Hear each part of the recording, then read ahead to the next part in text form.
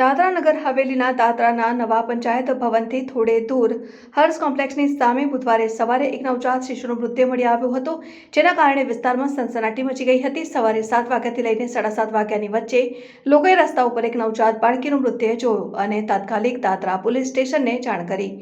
પોલીસે ઘટના સ્થળે પહોંચીને એમ્બ્યુલન્સ દ્વારા મૃતદેહને પોસ્ટમોર્ટમ માટે મોકલી આપ્યો। પોલીસે ઘટના સ્થળેથી પુરાવા એકઠા કર્યા છે।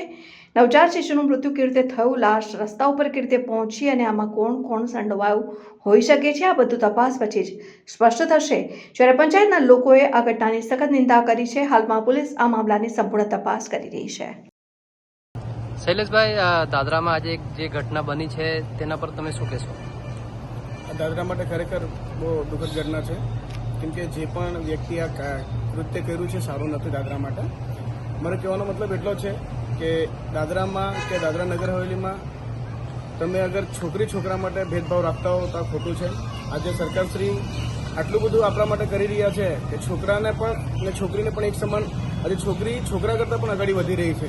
અગર આ જો નાનું બાળકું જે નવજાત શિશુ હતું એને જે રીતના આ રીતના ફેંકવામાં આવ્યું તો ખરેખર બહુ ખોટી, દાદરા માટે બહુ ખોટો મેસેજ છે।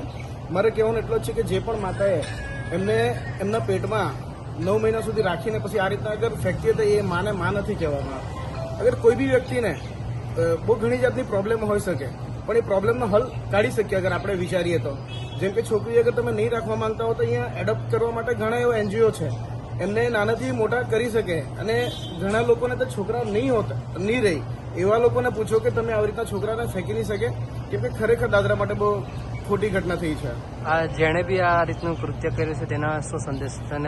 જેણે પણ આ કૃત્ય કર્યું છે અગર મજબૂરીમાં કર્યું હોય તો ખરેખર મજબૂરી માટે બહુ ઘણા રસ્તા કાઢી શકીએ।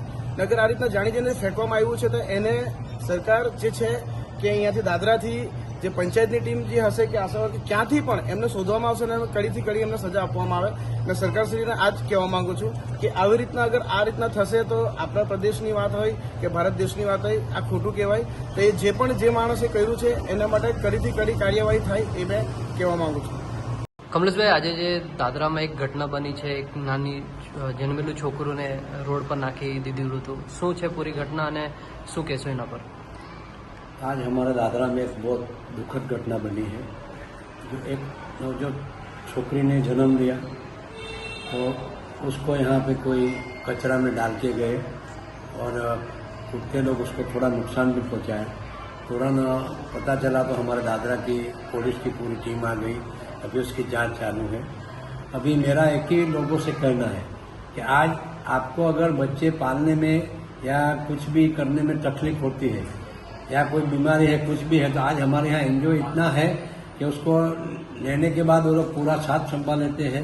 गोद लेने को लिए आज लाइन लगी है, कॉटेज हॉस्पिटल है हमारा।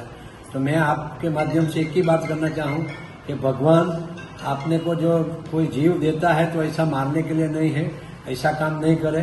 कृपा करके ऐसी कोई भी आपको दिक्कत है तो तात्कालिक हमारा संपर्क करे, पुलिस तंत्र का संपर्क करे या कॉटेज हॉस्पिटल में चला जाए तो आपको वहाँ से मदद मिलेगी। ऐसा कोई काम नहीं करे कि अपना जिंदगी पर पछताने का।